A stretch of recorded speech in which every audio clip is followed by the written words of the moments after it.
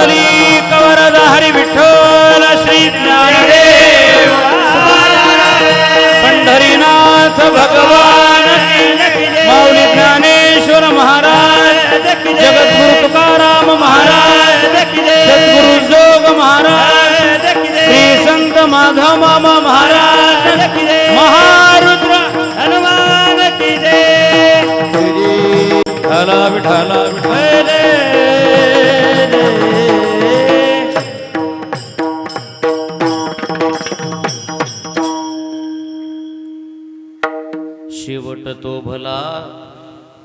शेवट तो भला माझा बहु गोड झाला आलो निजाच्या माहेरा भेटी रखुमाईच्या वरा परिहार झाला अवघ्या दुःखाचा मागिला आलो निजाच्या माहेरा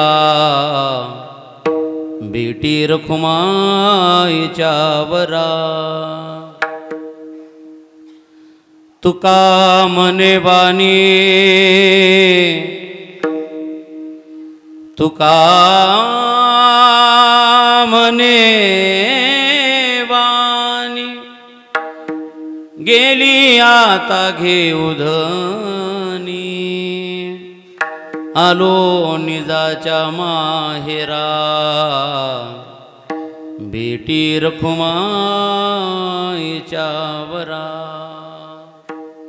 समचरण सरोजम सांद्रणीलांबुदाभं जगननिहित पाणी मंडनं मंडनानां तरुण तुलसी माला कंदरं कंजनेत्रं सदैधवलहासं विठ्ठलं चिन्तयामि महायोगपीठे तटे भीमरथ्या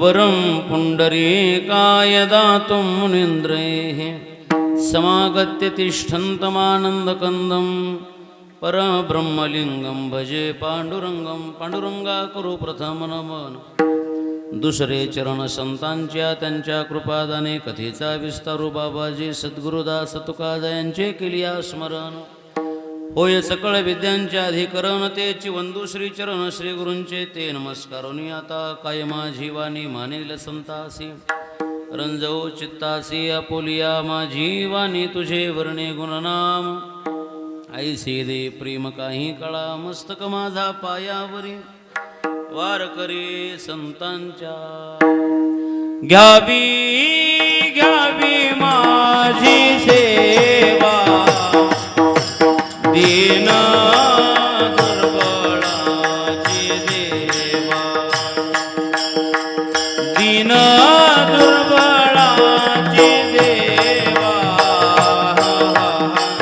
दीन दुर्बळाची देवा घ्यावे घ्यावे माझे देवा दीन दुर्बळाची देवा दीन दुर्बळाची देवा दीन दुर्बळाची देवा घ्यावी घ्यावी माझी सेवा घ्यावी घ्यावी माझी सेवा घ्यावी घ्यावी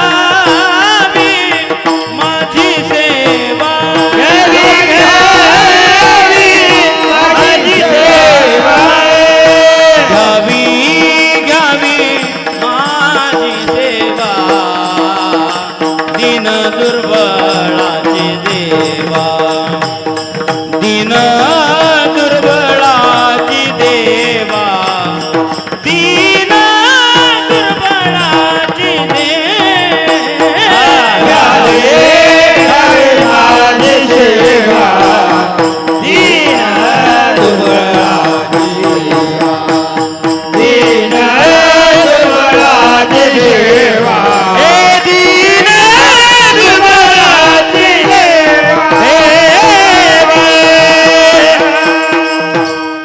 वंशी विभूषित करा नवनीरदाभात पीतांबराधरुण बिंब फलाधरोष्टात पूर्णेन्दुसुन्दरमुखादरविन्दनेत्रात् कृष्णात् परं किमपि तत्त्वमहं न जाने सम्पाद्य ज्ञानञ्च विधाय भक्तिं विलोकितो येन समाधिराजः वैराग्यवन्तं सुविचारयुक्तं नमामि जोगं शिरसा गुरुंतं शेवटतो भला माझा बहु गोड झाला आलो निजाच्या माहेरा भेटी रखुमाईच्या वरा. प्राप्त प्रसंगी सेवेकरिता घेतलेला अभंग महान नामधारक जगद्गुरु जगद्वंदनीय संत श्रेष्ठ श्रीमंत श्री देहुनिवासी श्री तुकोबाराय महाराज श्री महाराजांच्या पवित्र अशा अभंगगाथेतील आपल्या साधनेचा शेवट जगद्गुरु तुकोबाराय या अभंगाच्या माध्यमातून प्रगट करतात. सेवेला आरंभ करण्यापूर्वी ज्या निमित्ताने आपण या ठिकाणी एकत्रित आहात त्याची आपणा प्रत्येकाला पूर्णपणे कल्पना आहे. ज्यांना दुर्दैवाने आपल्याला वैकुंठवासी असं म्हणावं लागते, वैकुंठवासी प्रल्हादराव दिगंबरराव जाधव अर्थात भाऊ. भाऊंच्या या गंगापूजनाच्या कार्यक्रमाच्या निमित्ताने, गोड जेवणाच्या कार्यक्रमाच्या निमित्ताने चालत असणारा हा नामसंकीर्तन सोहळा, भक्ती महिमा, आपल्या वडिलांच्या प्रती अंतःकरणातील कृतज्ञता व्यक्त करण्याचा हा एक प्रसंग सुपुत्रांच्या माध्यमातून संपन्न होत आहे. आदरणीय आमचे अनंतराव असतील, तदनंतर त्यांचे चिरंजीव आदर्शराव असतील, भाऊंच्या सुनबाई गीतांजली जाधव असतील, आईसाहेब सुलोचनाबाई, हा समस्त जाधव परिवार, त्यांचे दोन्ही बंधू बापूसाहेब महाराज असतील, उत्तमराव जाधव असतील आणि संपूर्ण हा जाधव परिवार, या परिवाराच्या वतीने आपल्या अंतःकरणातील भावना, आपल्या अंतःकरणातील कृतज्ञता भाऊंच्या चरणावरती समर्पित करण्याचा आजचा हा दिवस आहे. खरं म्हणजे आजची ही सेवा परिवाराच्या वतीने माझ्याकडे सुपूर्त करण्यात आलेली आहे. व्यक्ती जेव्हा फार जवळची असते, एखाद्या व्यक्तीशी आपलं नित्य सदैव सतत जेव्हा बोलणं असतं, एरवी आपण आपली सगळी सुख त्या व्यक्तीपुढं मांडत असतो. म्हणजे ज्या माणसाचा सहवास आपल्याला सुखामध्ये लाभलेला असतो, त्या माणसाच्या दुःखाबद्दल आपल्याला बोलणं हे खऱ्या अर्थाने शब्द सापडत नाहीत. आणि तसं पाहता भाऊंचं जीवन हे आपल्या प्रत्येकाला ज्ञात आहे. आणि आजच्या अभंगाचा प्रपंचही तसाच आहे. शेवट तो भला माझा बहु गोड झाला. मला असं वाटतंय माझ्याही पेक्षा आपण सर्व मंडळींनी भाऊंची सुरुवात पाहिलेली आहे. कदाचित भाऊंची सुरुवात मी पाहिली नाही, पण तुमच्या सगळ्यांच्या समवेत भाऊंचा शेवट मात्र मी पाहिलेला आहे. एक शेवटच्या अवस्थेमध्ये, या वृद्ध अवस्थेमध्ये मनुष्याच्या जीवनामध्ये काय साधना शोभते, या साधनेचा अत्यंत बारकाईने अवलंब भाऊंच्या जीवनामध्ये आम्हाला पाहायला मिळाला. मनुष्याचं बालपण हे संस्काराने शोभत असतं, माणसाचं तारुण्य हे त्यागाने शोभत असतं, आणि माणसाचं म्हातारपण हे वृद्धपण भगवंताच्या नामचिंतनाने शोभत असतं. भाऊंच्या शेवटच्या काळामध्ये आपण सर्वांनी अनेक वेळा भाऊंना भेटलेले आहेत. आपण सगळे त्यांच्याजवळ जाऊन आलात, बसून आलात, भेटलात. आम्ही सगळी मंडळी पूजून या ठिकाणी महाराज उपस्थित आहेत. आपणा सर्वांना कल्पना आहे, अगदीच भाऊंच्या जीवनाच्या शेवटचा जर विचार करत असाल तर नित्य ज्ञानेश्वरी वाचन, तुकोबारांच्या गाथ्याचं वाचन, सदैव रामकृष्ण हरी विठ्ठल नामाचा जप त्यांच्याही मुखातून, त्यांच्या हातातून हे लिहिला जायचा, हे आपण सर्वांनी पाहिले. अनेक वेळा जेव्हा भेट व्हायची तेव्हा त्यांनी जेव्हा जेव्हा या परिसरात काही लाईव्ह कीर्तन चालायची की नाही, पानगावचं असेल, दर्जी बोरगाव असेल, पात्रवाडी असेल, या परिसरामध्ये जेवढी काही कीर्तनं व्हायची ती सगळी कीर्तनं, म्हणजे जरी यावर्षी नसेल तरी मागच्या वर्षी सगळी कीर्तनं भाऊंनी मोठ्या आवडीने मोबाईलवरती ऐकावी. त्याच्यामध्ये एखादा प्रश्न पडला, एखादा अभंग सुचत नसला की मग आमच्यासारख्या अनेक महाराजांना भाऊंनी फोन लावावा. एखादं वाक्य आठवायला लागलं, एखादं चरण आठवायला लागलं की ते चरण सांगावं, याचं बूड काय, याचा शेवट काय, याची सुरुवात काय, हे अत्यंत प्रेमाने विचारावं. त्यात माझं एक सद्भाग्य असं आहे, ती अशी अनेक फोन मलासुद्धा आली, भरपूर फोन आली हे अभंग कसे, ते अभंग कसे, तेवढंही कळत नसताना मोठ्या प्रेमानं त्यांनी आपल्याला विचारावं, समाधान वाटायचं. जरी पाठ नसला मग आम्ही मोबाईल उघडायचा, त्यामध्ये बघायचं, बघून त्यांना सांगावं. पण ते बोलण्याचा त्यांचा अट्टहास आम्हा प्रत्येकाला ज्ञात आहे, प्रत्येकाला माहिती आहे. मी असं म्हणेल, अशी फोनं अनेकांना येत होती. अनेकांना जरी फोनं गेली तरी त्या फोनच्या माध्यमातून चर्चा मात्र या सात्विकच व्हायच्या, चर्चा चांगल्याच व्हायच्या. असं आहे, जरी आज कदाचित भाऊ आम्हाला विचारायला शिल्लक नसतील, हा अभंग कसा आहे, हे अभंग कसे आहेत, जरी मला इथून पुढं भाऊंचा फोन येत नसला तरी खात्रीने सांगतो, आत्तापर्यंत जे जे अभंग भाऊंनी मला विचारलेत ते अभंग जेव्हा जेव्हा माझ्यासमोर येतील, जेव्हा जेव्हा ते अभंग माझ्यासमोर वाचण्यात येतील, त्या प्रत्येक अभंगाच्या वेळी मला आदरणीय भाऊंची आठवण नक्की आल्याशिवाय राहणार नाही. विठाला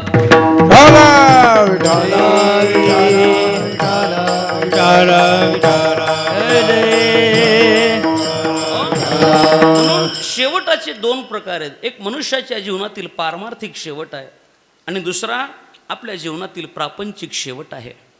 मला वाटतं हे दोन्ही शेवट अत्यंत महत्त्वाचे. जसं आरंभ महत्त्वाचा आहे, जशी सुरुवात महत्त्वाची आहे, त्याचप्रमाणे शेवट हा देखील अत्यंत महत्त्वाचा आहे. आम्ही जर सुरुवात स्वीकारत असू, आम्हाला जर प्रारंभ आवडत असेल, तर आम्हाला शेवट इच्छा नसताना तो स्वीकारावाच लागतो. फक्त शेवटीचे प्रकार दोन आहेत.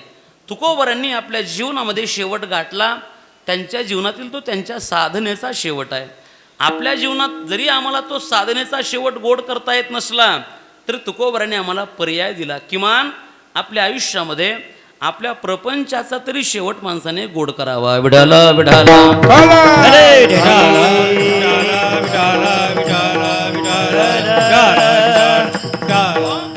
आणि ही शेवट अवस्था प्रत्येकाच्या अंतःकरणात, प्रत्येकाच्या मनुष्य जीवनामध्ये, भाग्यामध्ये प्राप्त होईलच असं काही सांगता येत नाही.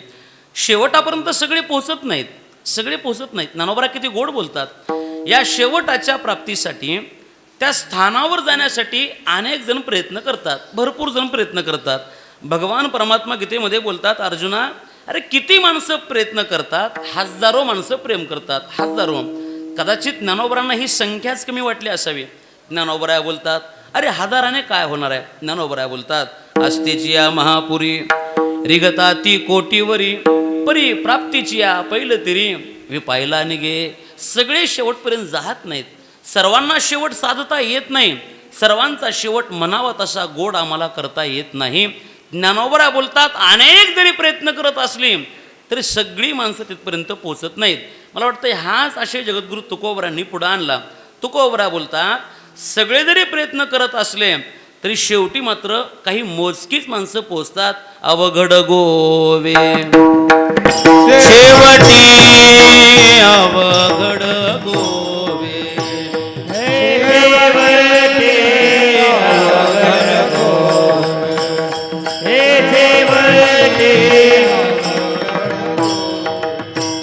विरळा पावे, विरळा पावे, अवघड गोवे शेवटी, अवघड गोवे शेवटी, अवघड गोवे शेवटी. विरळा पावे, विरळा पावे, अवघड गोवे शेवटी, अवघड गोवे शेवटी, अवघड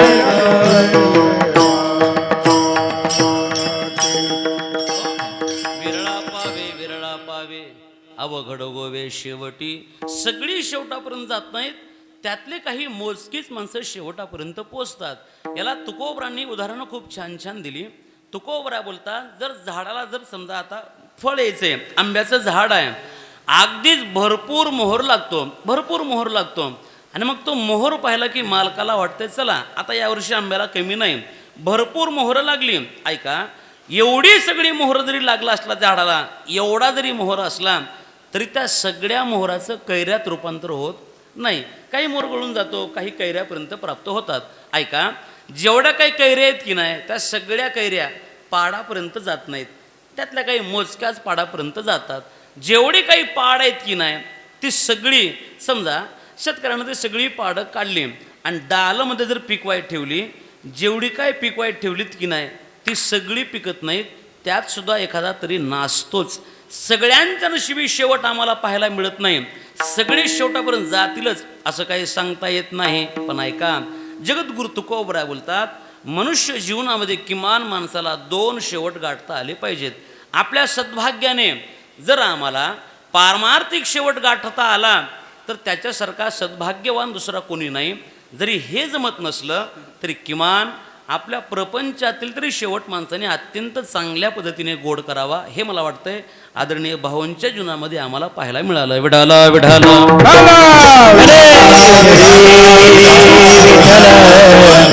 मी दोन्ही भूमिका मांडतो. एक तर आपल्या शेवटच्या काळामध्ये भाऊंनी नित्य भगवंताचं चिंतन केलं, गाथा आपल्या हातात घेतली, ज्ञानेश्वरी आपल्या हातात घेतली, केवळ याचंच वाचन भाऊंनी केलं म्हणून प्रापंचिक शेवट म्हणायला अडचण नाही. माझी विनंती आहे, मनुष्य जीवनामध्ये कदाचित आम्ही त्यांच्याकडं पाहिलं तर एक बारीक संदेश आम्हाला घेण्यासारखा आहे.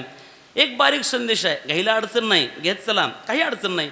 त्यांच्या जीवनाच्या शेवटाकडे पाहत असताना एक विचार आम्हाला घेता येणं शक्य आहे. शेवटच्या काळामध्ये तसं तर प्रत्येक मनुष्य जीवनामध्ये अगदी आपण जिवंत आहोत तिथून मरेपर्यंत अडचण नाही, पण किमान शेवटच्या काळात भाऊंनी आपल्या हातामध्ये गाथा घेतला, आपल्या हातामध्ये ज्ञानेश्वरी घेतली. ऐका, खरं म्हणजे माझी एवढी विनंतीच आहे, गाथ्यासारखं रत्न आपल्या हातात असताना, गाथ्यासारखे विचार आपल्याजवळ असताना, ज्ञानोबरांचे शब्द आपल्याजवळ असताना एरवी कोण्याही बाबा बुवाच्या नादाला लागायची आम्हाला काय गरज आहे? तुम्ही कोण्या बुवाकडे जाऊ नका, काहीच गरज नाही, कोण्या बाबाकडे जायची गरज नाही. अरे जगद्गुरु तुकोबरांचा गाथा आपल्या हातात आहे, ज्ञानोबरांची ज्ञानेश्वरी आपल्या हातात आहे.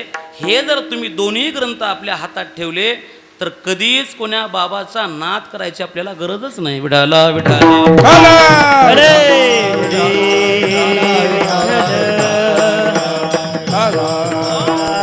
एवढं मोठं रत्न आपल्या हातात आहे. मला आजही ते शब्द आवडतात गुरु नानकांचे, त्यांच्या मुखातले शब्द आहेत.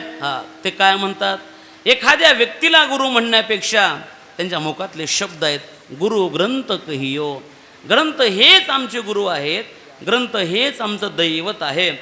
हा जर विचार आमच्या अंतःकरणात असला, तुम्हाला सुद्धा आमच्यासारख्या लोकांची गरज लागणार नाही. ज्ञानेश्वरी असताना, तुकोबरांचा गाथा असताना सामान्य महाराज लोकांच्या पायावर पडायची काय गरज आहे? म्हणून सज्जन हो, हा आपल्या प्रापंचिक जीवनातला शेवट आहे. आपलं जीवन श्री ज्ञानोबराय, श्री तुकोबरायांच्या चरणावरती समर्पित करणं, मला वाटतं हा शेवट भाऊंनी आपल्या जीवनामध्ये गाठला. विठाला विठाला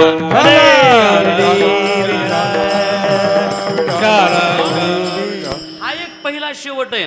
दुसरा एक शेवट असा सांगतो, आपल्या डोळ्या देखत आपला मुलगा, आपल्यासमोर आपला मुलगा निर्व्यसनी राहू लागला, आपल्यासमोर आपला मुलगा कीर्तनात जाऊन बसायला लागला, आपल्यासमोर आपला मुलगा कथा कीर्तनाच्या आवडीमध्ये रमायला लागला, आपल्यासमोर आपला मुलगा शुद्ध जीवन जगायला लागला. मला वाटतंय बापाच्या जीवनातील याच्यापेक्षा मोठा शेवट कोणता असणार आहे? विठाला विठाला ज्या लेकराला आपण जन्माला घातलंय त्याच्याबद्दल आता कसल्याच प्रकारचं दुःख आपल्या जीवनात शिल्लक नसलं पाहिजे. मला असं वाटेल, ज्यावेळेस भाऊंनी शेवटचा श्वासही घेतला असेल तेव्हा त्यांच्या आयुष्यात जे काही प्रसंग आले असतील, ती सगळी प्रसंग जरी पुढं आले असली तरी शेवटचा श्वास घेत असताना जेव्हा त्यांनी अनंतरावांना पाहिलं असेल, मला वाटतंय इथून पुढची सगळी काळजी त्यांची संपली असेल. जरी मी आज नसलो तरी माझ्या परिवाराला, तरी माझ्या कुटुंबाला, तरी माझ्या पत्नीला, माझ्या मुलीला कसल्याही प्रकारचं दुःख इथून पुढं नसेल, एवढा विश्वास माझ्या मुलावरती आहे. हा विश्वास त्यांनी आपल्या लेकरावरती ठेवणं, मला वाटतंय याच्यापेक्षा मोठा शेवट पुन्हा आम्हाला पाहायला मिळत नाही. विठाला विठाला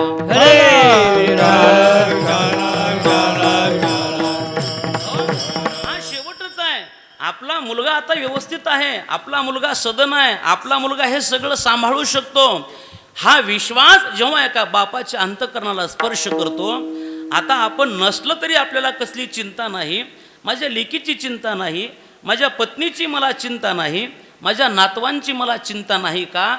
तेवढा माझा मुलगा समर्थ आहे, माझा मुलगा हे सगळं सांभाळू शकतो. हा विश्वास जर त्यांच्या अंतःकरणात आला असेल तर जात असताना सुद्धा मरणाचं दुःख तेवढं त्यांना त्रास देणार नाही. हा त्यांच्या जीवनातला एक शेवट आहे आणि हा शेवट सद्भाग्याने आम्हा प्रत्येकांच्या जीवनामध्ये आला पाहिजे. हा शेवट प्रापंचिक शेवट आहे.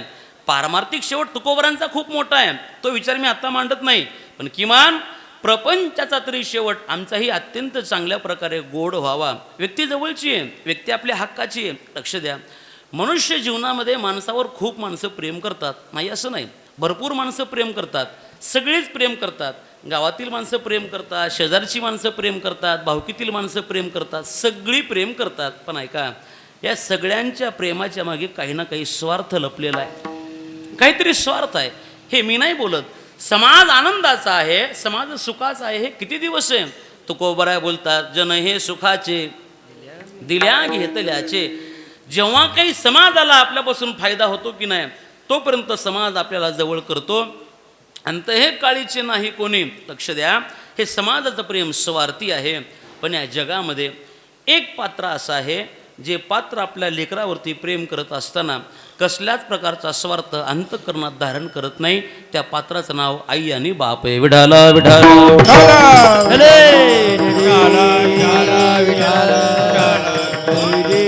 आई ही आपल्या मुलावर प्रेम करते, निस्वार्थ प्रेम येते. तुकोबराय बोलतात, लेकुराचे हित किती प्रेम करते. शब्द आहेत तुकोबरांची. ऐसी कळवळ्याची जाती जाती, ऐसी कळवळ्याची जाती, ऐसी कळवळ्याची जाती, ऐसी कळवळ्याची जाती,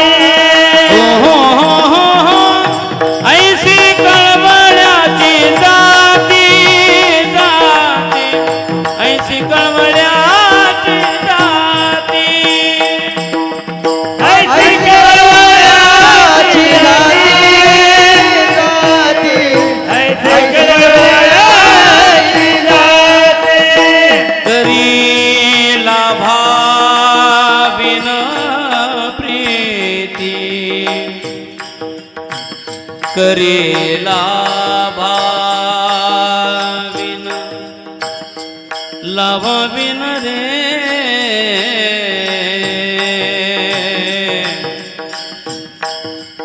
करेला भाविन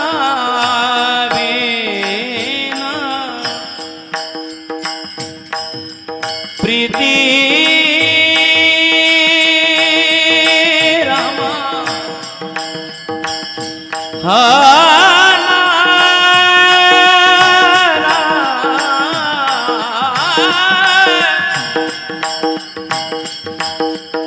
हे माऊली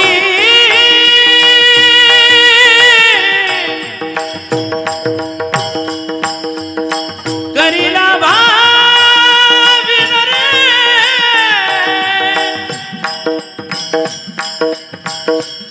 लाभाविन प्रीती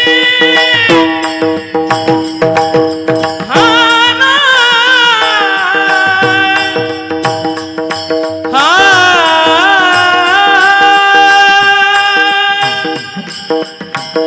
रे ना,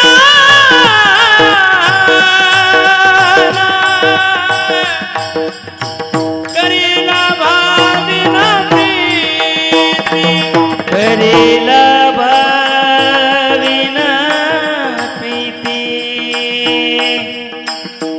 प्रीती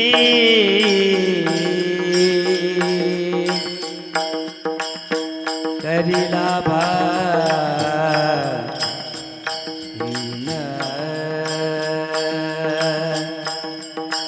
प्रीती.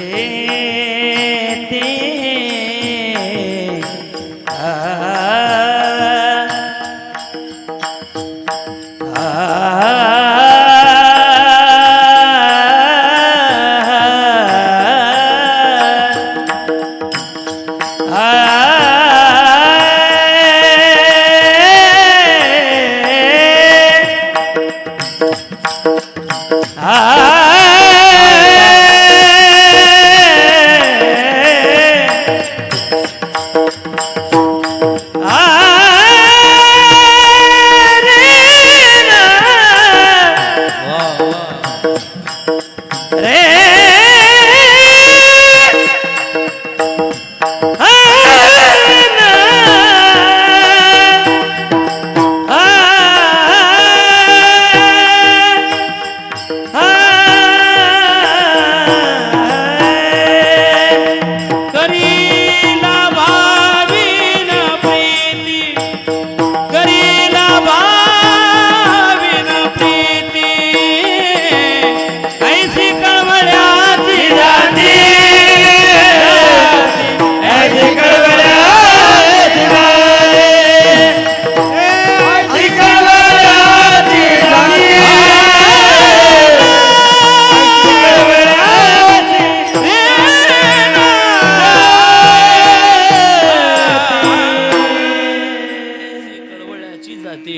करीला भाविन प्रीती. सगळी जरी प्रेम करत असली, या सगळ्यांच्या प्रेमाच्या मागे काहीतरी स्वार्थ लपलेला आहे. पण ऐका, या जगामध्ये एकमेव पात्र असे आहेत जे आपल्या लेकरावरती प्रेम करत असताना कसल्याच प्रकारचा स्वार्थ अंतःकरणात धारण करत नाही. त्या पात्राचं नाव माय आणि बाप आहे.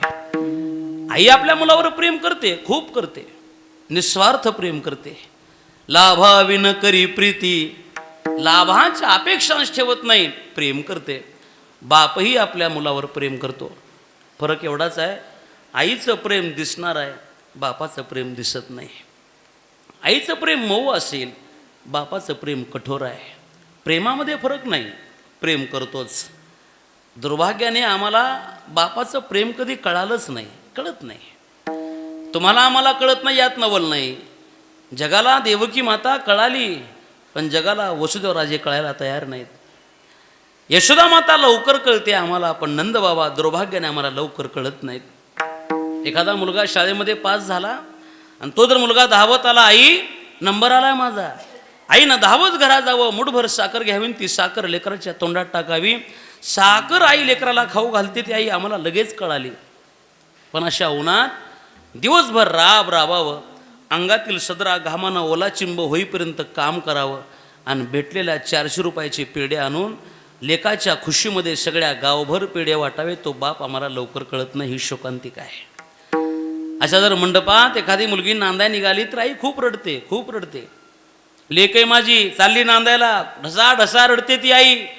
रडणारी आई जगाला दिसली, पण ज्या दिवशी आपली लेक नांदायला जाते त्याच रात्री खाटावर पडलेल्या अवस्थेमध्ये तळहाताच्या फोडाप्रमाणे लेकीला सांभाळलं आणि आज तीच लेक लोकाच्या दावणीला बांधली. असा विचार करून रात्रभर मानेखालची उशी रडून रडून ओली चिंब करतो तो बाप आम्हाला लवकर कळत नाही. ही शोकांतिक आहे. आपल्या अंगावरचा शर्ट फाटलेला आहे, अडचण नाही, पण लेकराच्या अंगावर कपडे नवीन असले पाहिजेत हा विचार करणारा बाप आहे. आपल्या पायातला जोडा 2-3 ठिकाणी फाटलेला आहे, त्याला ठिगळं लावलीत, अडचण नाही, पण लेकराच्या पायामध्ये बूट नवीन असला पाहिजे हा विचार करणारा बाप आहे. बापाचंही मुलावर प्रेम आहे, पण ते प्रेम आम्हाला लवकर कळत नाही.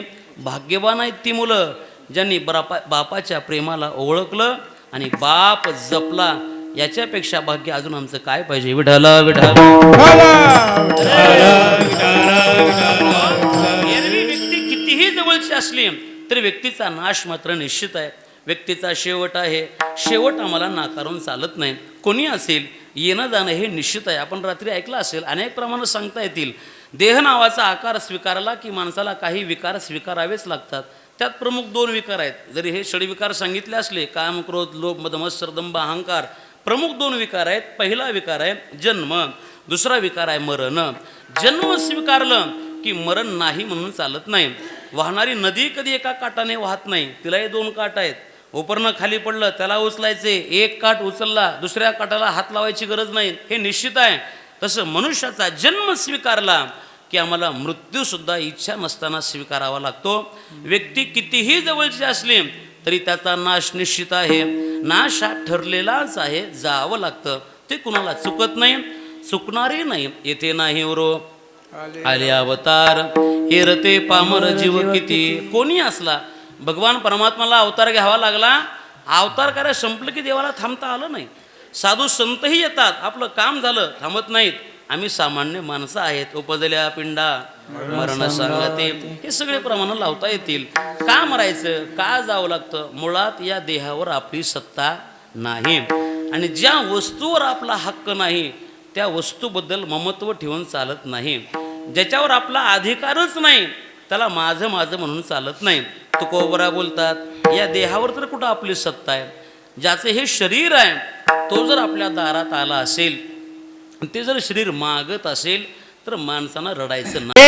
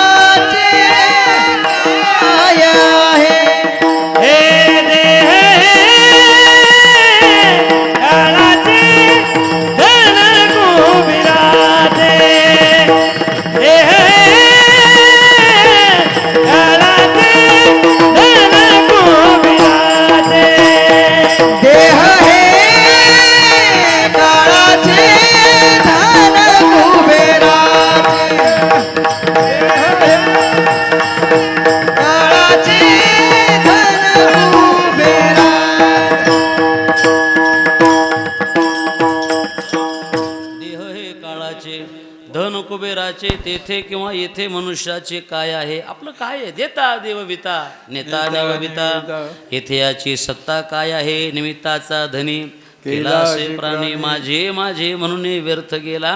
तुका म्हणे कारे नाशिवंतासाठी. आपलं काही नाही, हे आपण सगळं उष्ण आणलंय.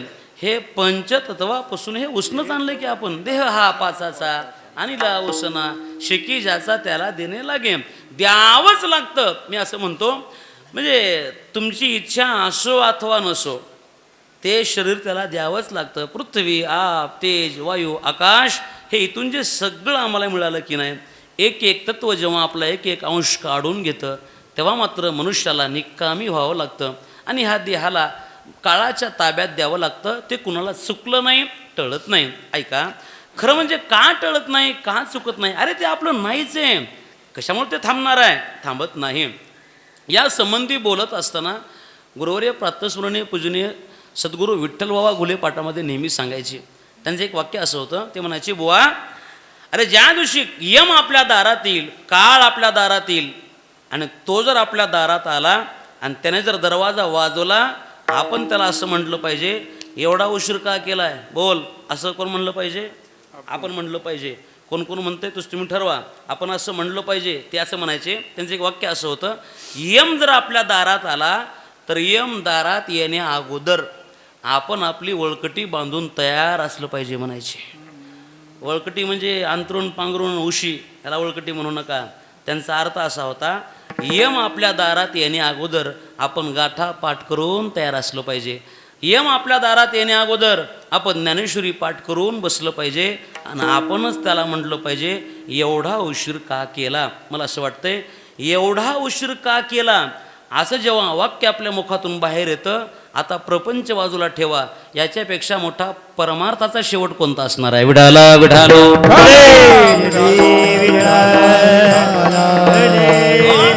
गाथा ज्ञानेश्वरी पाठ करून तयार असणं हा आपल्या जीवनातील पारमार्थिक शेवट आहे. आणि ऐका, या भोगाविषयी आसक्त न राहता या इहलोकातील सगळी भोग तुच्छ मानून केवळ भगवंताचं चिंतन करत बसणं आणि शेवट गाठणं हा त्याच्या जीवनातला प्रापंचिक शेवट आहे.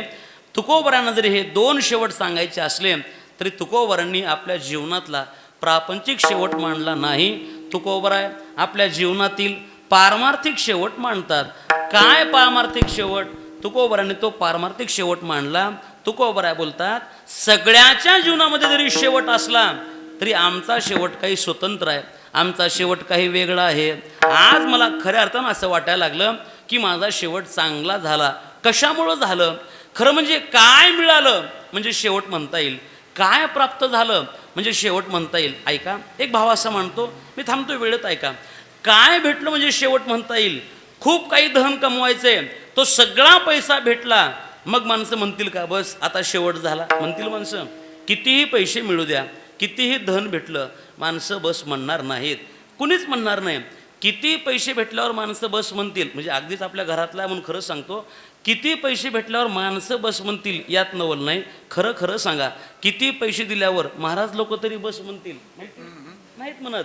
कितीही धन भेटलं, हे धन आमचा शेवट करू शकत नाही. मग पुत्र लाभ असेल, गो लाभ असेल, भूमी लाभ असेल, हे सगळी लाभ जेव्हा सांगितली, लाभ याला म्हणू नका. धन भेटलं म्हणजे शेवट झाला, लाभ मिळाला. पुत्र झाला म्हणजे शेवट झाला, लाभ मिळाला. नाही, लाभ कशाला म्हणायचं? लाभ त्याला म्हणा जे भेटल्यानंतर किंवा जे मिळाल्यानंतर आता काही मिळवायची इच्छा शिल्लक राहत नाही, त्याला लाभ म्हणा. जे प्राप्त झाल्यावर आता काही प्राप्त करायचं राहिलंच नाही, त्याला लाभ म्हणा. मला असं वाटतंय या जगामध्ये सगळ्यात मोठा लाभ आहे तो भगवान परमात्मा. देव मिळाला, पुन्हा काही मिळवायची इच्छा शिल्लक राहत नाही. मी अनेक वेळा एक उदाहरण देऊन गेलो सूरदास बाबांचं. सूरदासांनी अंध असताना देवाचा हात पकडला आणि देवानं सांगितलं काही पाहिजे का, मागून घ्या. नको, मला काहीच नको, मागत नाहीत आम्ही. सूरदास मागत नाहीत हे देवानं पाहिलं आणि देवानं विचारलं, सूरदास बाबा मागत नाहीत, माझी एक विनंती आहे, जरी मागत नसलात तुम्हाला असं वाटत नाही का एकदा देवाला बघावं, एकदा बघावं? हा वाटतंय म्हणले. मग दृष्टी देऊ का? दे दृष्टी. दृष्टी दिली, डोळे उघडले. जन्मजात अंध आहेत, कधीच प्रपंच पाहिला नाही, आणि डोळे उघडल्याबरोबर एकदा भगवंताला पाहिलं, डोळे भरून आले, डोळ्यातून पाणी बाहेर पडायला लागलं. सूरदास म्हणतात, देवा आता एक काम कर. काय करायचे? आता दृष्टी घालवा, आता डोळे पुन्हा मला आंधळं करा. अरे काय कमाल आहे, सगळ्या जगाची धडपड आहे बघण्यासाठी, काहीतरी पाहिजे आम्हाला, बघायसाठी सगळ्यांची धडपड आहे, आणि तुम्ही म्हणताय डोळे घालवा?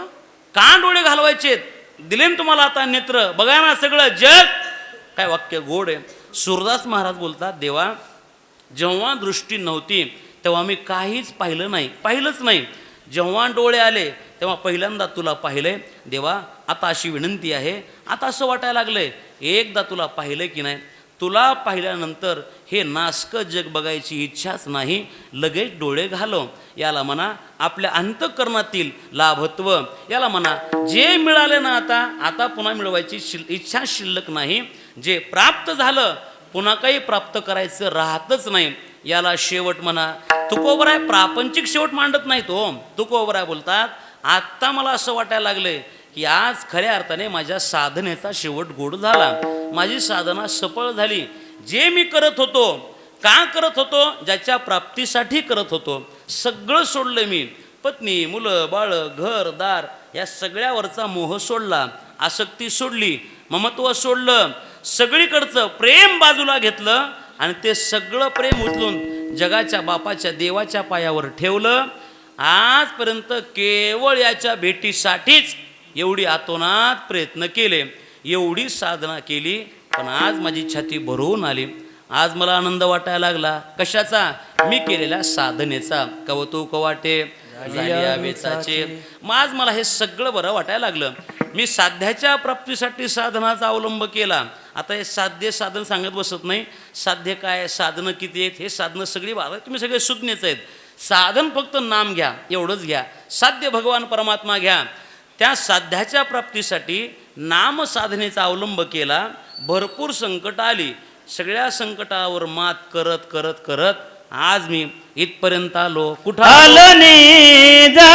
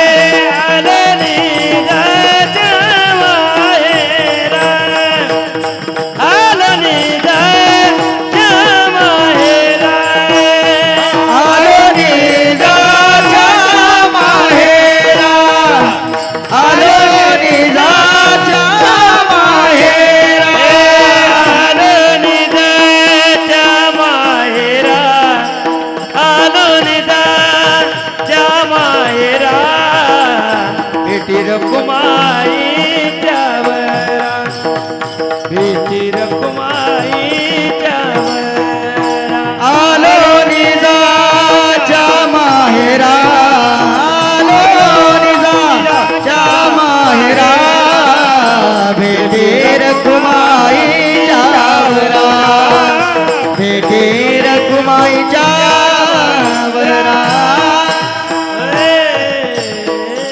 विठोबा रखुमाई विठोबा रखुमाई सर्वांनी टाळी वाजवायची मोठ्या रखुमाई विठोबा रखुमाई रखुमाई विठोबा रखुमाई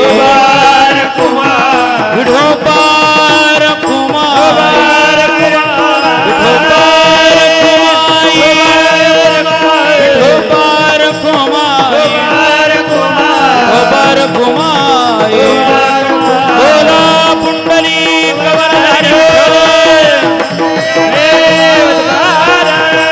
पंढरीनाथ माऊली ज्ञानेश्वर महाराज जगद्गुरु तुकाराम महाराज श्री संत माधव मामा महाराज महारुद्र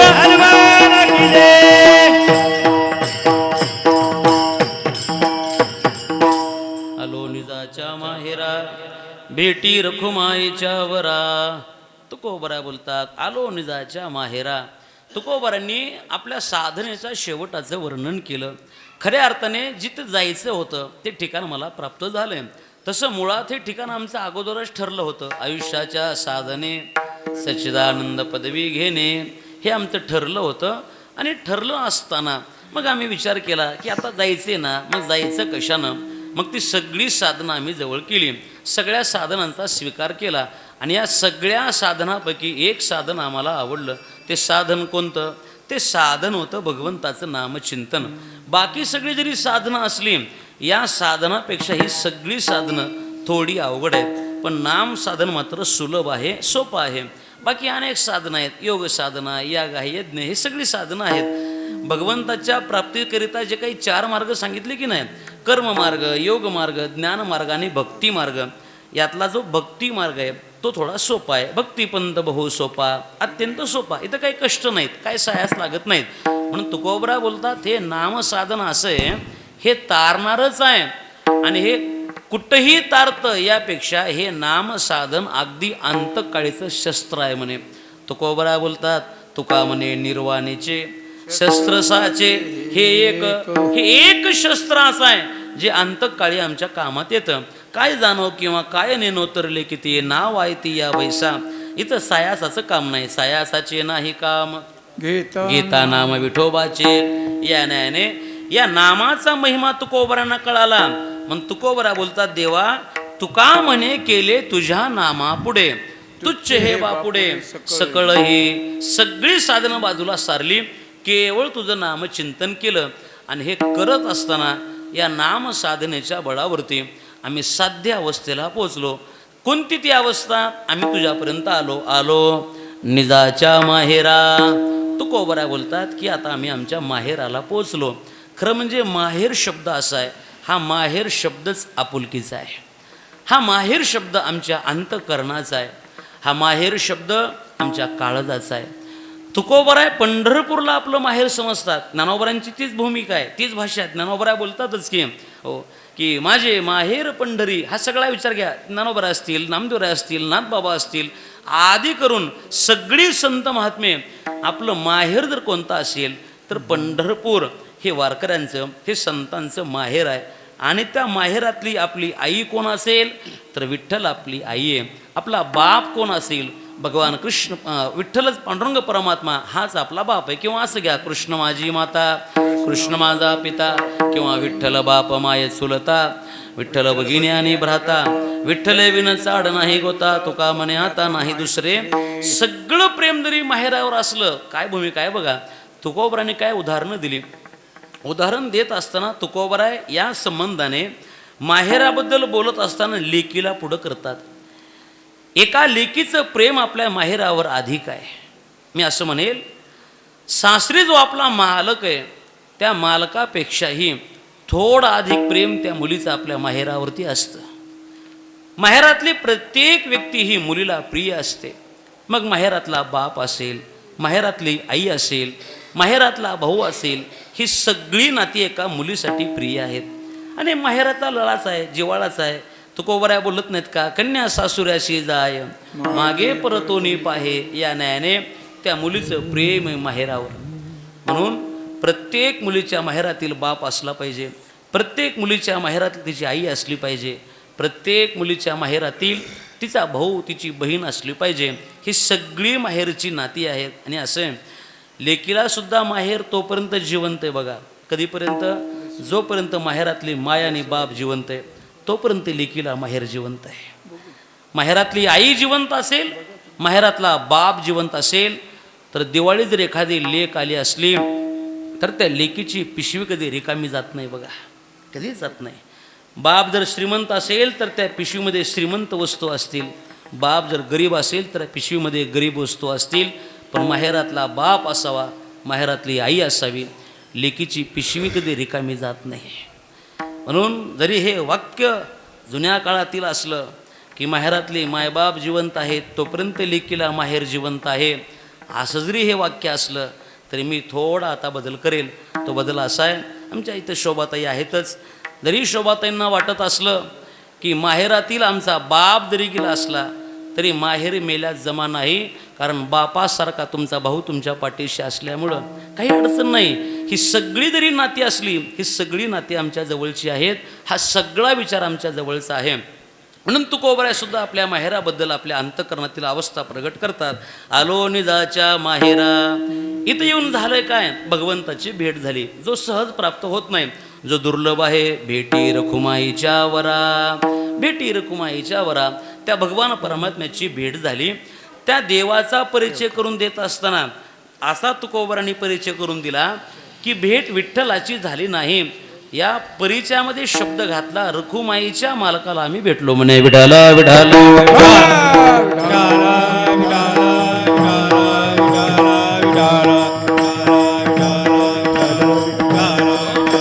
भेटी रखुमाईच्या वरा.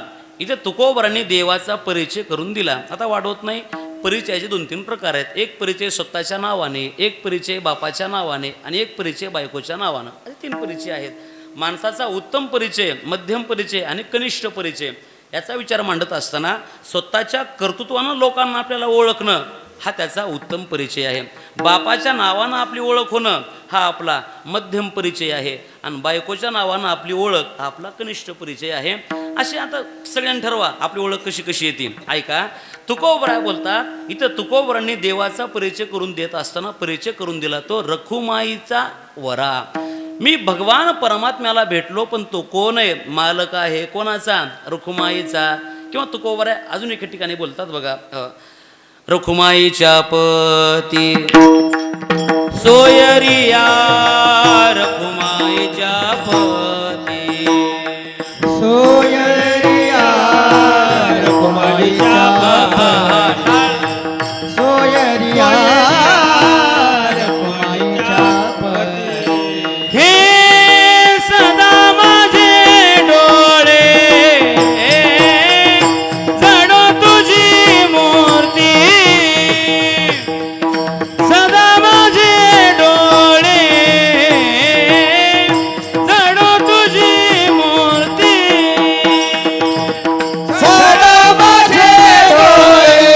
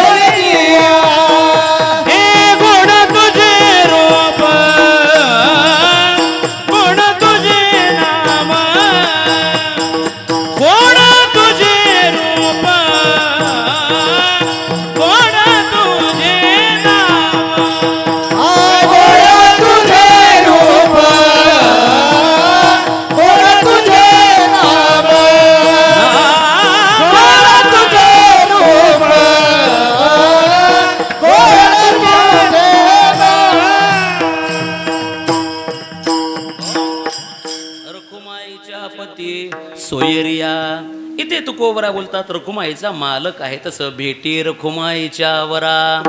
तुकोबरांनी मालकाचा देवाचा परिचय करून दिला, तो आईसाहेब रुक्मिणी मातेच्या नावाने. असं का? तुकोबरांना माहिती आहे आता आलोत ना आपण याच्याकडे, आता याला काहीतरी मागावं लागेल. इथं आलो म्हणजे आता काहीतरी लाभ आहे, काहीतरी मिळणार आहे. मग एकदम याला मागितलं तर कदाचित हा देईलच का नाही सांगता येत नाही. एकदम मागून जर कदाचित याने नाही म्हटलं मग आपला अपमान होईल. मग याने नाही म्हणण्यापेक्षा अगोदर याला धाकात ठेवावं. मग धाक कुठं असतंय? आधीच बायकोचं नाव घेऊन सांगितलं, तुम्ही कोण आहेत? रखुमाईचे मालक आहेत. जरी तुम्ही दिलं नाही तर काळजी करू नका, मला आईकडे जाता येतंय.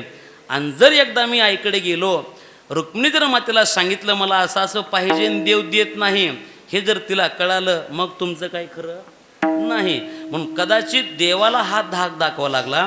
म्हणजे मला असं वाटतंय ज्या अर्थी तुकोबराय देवाला आईसाहेबांचा धाक दाखवतात, याचा सरळ अर्थ असला पाहिजे की देवसुद्धा बायकोला घाबरत असला पाहिजे. म्हणजे मला एवढंच म्हणायचे, देव असला तरी बायकोला घाबरतो. मी पुढं काय म्हणणार नाही, एवढंच आहे.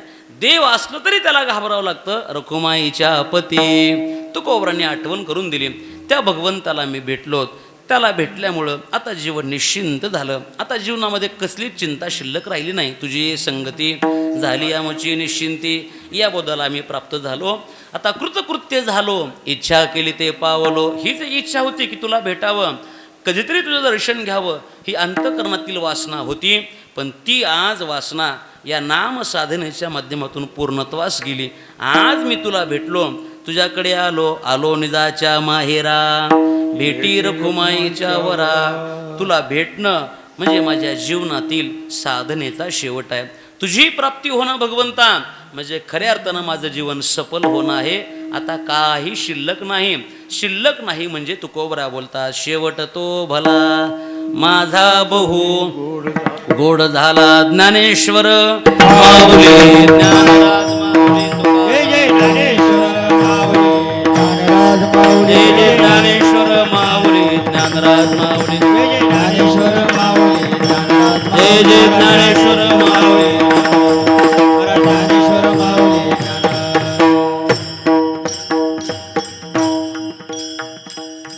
शेवट तो भला माझा भाऊ गोड झाला, आलो निजाच्या माहेरा, भेटी रखुमाईच्या वरा. झालेली सेवा आपणा सर्वांच्या चरणावरती भगवान श्री ज्ञानोबराय, श्री तुकोबराय आदि करून सकल संतांच्या चरणावरती समर्पित करतो.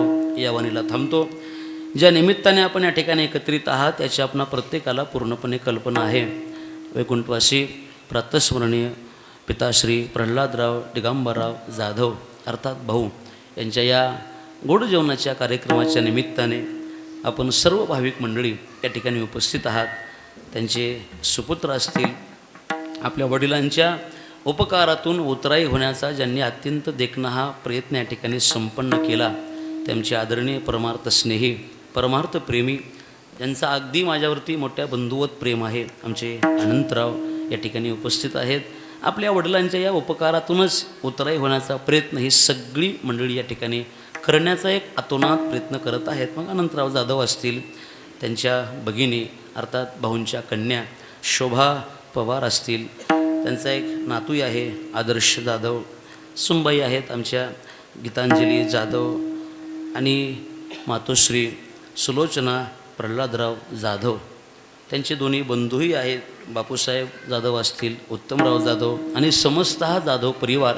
या परिवाराच्या वतीने आपल्या या का घरातील सदस्याला हा एक शेवटचा निरोप देण्यासाठी आपण सर्व मंडळी या ठिकाणी उपस्थित आहात. भगवान श्री पंढरीनाथाकडे एक प्रार्थना करूयात.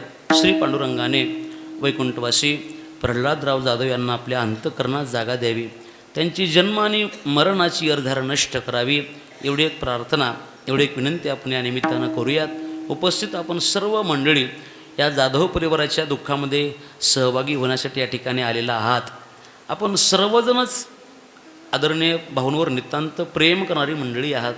त्यात भाऊंचंही ज्यांच्यावर नितांत प्रेम होतं आणि महाराजांचंही भाऊंवर नितांत प्रेम होतं, तसे आपणा सर्वांचं श्रद्धास्थान गुरुवर्य हरिभक्तीपरायण कृष्णदासजी महाराज सताळकर, महाराज या ठिकाणी उपस्थित आहेत. आपल्या ही अंतकरणातील भावना त्यांनी अनेक वेळा भाऊंबद्दल माझ्यासमोर बोलून दाखवल्या आहेत. त्यांनी सांगितलं, मलाही खूप बऱ्याच वेळा भाऊंचा फोन यायचा, बऱ्याच वेळा बोलणं व्हायचं, या पारमार्थिक चर्चा खूप वेळा झाल्या. अशी सगळी मंडळी या ठिकाणी उपस्थित आहेत. सर्वच गुणीजन मंडळी, गायक मंडळी, वादक मंडळी, कीर्तनकार, कथाकार, प्रवचनकार, आपण चोपदार, सगळी साधक मंडळी, आपणा सर्वांच्या चरणी सेवा समर्पित करतो. या वाणीला थांबतो. या कीर्तनाचं ज्यांनी अत्यंत सुंदर चित्रीकरण केलं, जे पुन्हा पुन्हा आपल्याला पाहता येईल, या कुटुंबाच्याही सदैव जे आठवणीमध्ये राहील ही भाऊंची आठवण आपल्या सर्वांच्या समोर ज्यांनी आता कायम ठेवली, असे अभंगवाणी यूट्यूब चॅनल आहे. त्याचे मालक आमचे बाळासाहेब असतील किंवा परमेश्वरा या ठिकाणी उपस्थित आहेत. आपण सर्व मंडळी आपणा सर्वांच्या चरणी सेवा समर्पित करतो. या वाणीला थांबतो. बोलत असताना मुखातून काही अपशब्द बाहेर पडला असेल, माझ्या बुद्धीचे दोष आहेत. जे काही योग्य असेल, सद्गुरू जोग महाराज वारकरी शिक्षण संस्था आळंदी या ठिकाणी जे काही श्रवण केलं तेच आपल्यापुढे बोलण्याचा प्रयत्न आहे. भगवंताला प्रार्थना आहे. अनंतराव असतील, संपूर्ण हा जाधव परिवार असेल, या परिवारावरती जो काही सध्या दुःखाचा एक डोंगर कोसळलेला आहे, त्यातून सावरण्याचं बळ भगवान श्री पंढरीनाथाने, श्री संत माधवमामांनी यांच्या अंतकरणात ते बळ द्यावं. आणि इथून पुढं जरी आज वडील नसले तरी आई आपल्या पाठीशी खंबीर उभी आहे. हा भाव मनात धारण करून आपल्या आईला कधीच आपल्या वडिलांची आठवण येऊ देऊ नये. त्या दुःखात तिनं कधी आपला शोक व्यक्त करू नये, ही काळजी आता आपल्या सर्वांना घ्यायची आहे. पुनश्च एकदा सर्वांच्या चरणी सेवा समर्पित करतो. या वाणीला थांबतो. बरोबर आहे. आपला आवाज ज्यांनी अत्यंत सुंदर आपल्यापर्यंत पोहोचवला, आपला दादा, त्याचाही मनातून आभारी आहे. न्यूनते पुरते अधिकते सरते करून घ्यावे तुम्ही ते विनवितसे, किंवा बालक बापाची ताटीरी गे रेगोनी बापा त्याची जेवू लागे, की तो संतोष निवगे मुखची ओढवी. तुकाराम तुकाराम तुकाराम तुकाराम तुकाराम तुकाराम विठ्ठल जय जय विठ्ठल. बोला कुंडली कवरधारी विठ्ठल. विठ्ठल जय जय विठ्ठल. बोलिले कुरे देवा कुरे उत्तम.